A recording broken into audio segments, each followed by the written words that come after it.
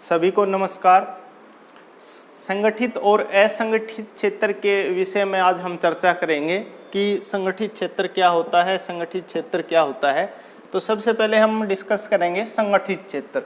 तो संगठित क्षेत्र में वे उद्यम संस्थाएं आती हैं या कार्यस्थल आते हैं जहां पर रोजगार की अवधि नियमित होती है, यानी कि रोजगार करने का जो है अवधि नियमित होती है। वे सरकार के द्वारा पंजीकृत होते हैं, यानी कि रजिस्टर्ड होते हैं और उन्हें सरकारी नियम व नियमावलियों को मानने का या अनुसरण करने का जो है उनको ज़रूरी होता है। साधारण शब्दों में वे संस्थाएं आती हैं, वे कार्यस्थल आते हैं जो सरकार द्वारा जो नियम, जो रूल रेगुलेशन है वो सभी उन पर भी लागू होते हैं जो सरकारी संस्थाओं पर लागू होते हैं।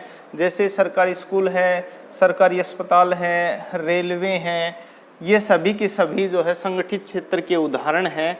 अगर असंगठित क्षेत्र का अगर हम बात करें तो वे जो है छोटी छोटी और बिखरी हुई इकाइयां होती हैं जो सरकार के नियंत्रण से बाहर होती हैं और उनका अनुपालन वे नहीं करते हैं। इसमें प्राइवेट स्कूल है, प्राइवेट अस्पताल हैं, या खुद का डेयरी फार्म है, या खुद की कोई दुकान है, या खुद की कोई मिल है, फैक्ट्रियां हैं।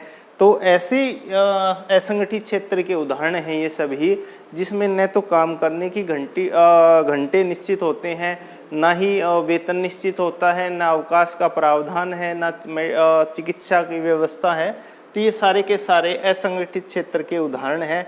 अगर दोनों में अंतर की अगर हम बात करें कि संगठित और असंगठित क्षेत्र में अंतर क्या है, तो सबसे पहला जो महत्वपूर्ण अंतर है वो है संगठित क्षेत्र सरकार के नियंत्रण में कार्य करते हैं, उनके नियमों को मानते हैं। तो असंगठित क्षेत्र सरकारी नियंत्रण से बाहर होते हैं, उनके ऊपर रूल रेगुलेशन नियम लागू नहीं होते। संगठित क्षेत्र कार्य करने के घंटे निश्चित होते हैं, असंगठित क्षेत्र में कार्य करने के कोई घंटे निश्चित नहीं होते हैं। और संगठित क्षेत्र में कार्य करने से संबंधित अगर हम उदाहरण के बात करें तो जैसे स्कूल का कोई एक अध्यापक है, वो संगठित क्षेत्र का जो उदाहरण है स्कूल, तो उसमें 6 घंटे 6.5 घंटे काम करते हैं, निश्चित अवधि है। मान लिया अगर कोई मजदूर है या किसी भी भट्ठे पर ईंट छपाई करने वाला कोई व्यक्ति है, तो वो उसके लिए कार्य अवधि की जो है काम करने के घंटे हमेशा निश्चित नहीं होते। तो तीसरा महत्वपूर्ण अंतर है संगठित क्षेत्रों में वित्तीय सुरक्षा होती है। वित्तीय सुरक्षा का मतलब ये होता है जब वो अपनी सेवा निवृत्त हो जाते हैं उसके बाद भी उनको जो है पेंशन मिलती है, जबकि असंगठित क्षेत्र में वित्तीय सुरक्षा नहीं होती है। संगठित क्षेत्रों में निश्चित अवकाश होते हैं, जबकि असंगठित क्षेत्र में जो है कार्य करने के घंटे भी निश्चित नहीं होते हैं। और संगठित क्षेत्र में सेवा अनुदान और पेंशन की व्यवस्था है, यहाँ पेंशन की व्यवस्था या सुविधा नहीं होती है।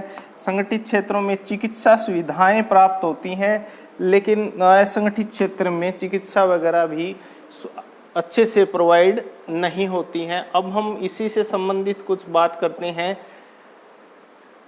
सार्वजनिक क्षेत्र वे क्षेत्र जिन पर सरकार का स्वामित्व होता है, जैसे BSNL है, रेलवे है, सरकारी स्कूल हैं, पार्क हैं, तो ये सरकारी पार्क वगैरह, तो ये सारे के सारे सार्वजनिक क्षेत्र पे है।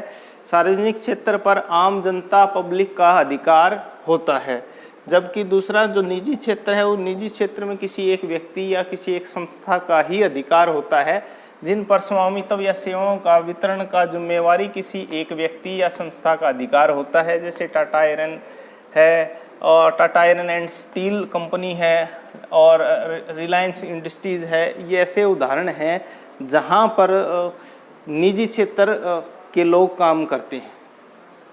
तो ये 2 महत्वपूर्ण विषय थे। उम्मीद है आपको अच्छे से समझ में आया होगा। Thank you.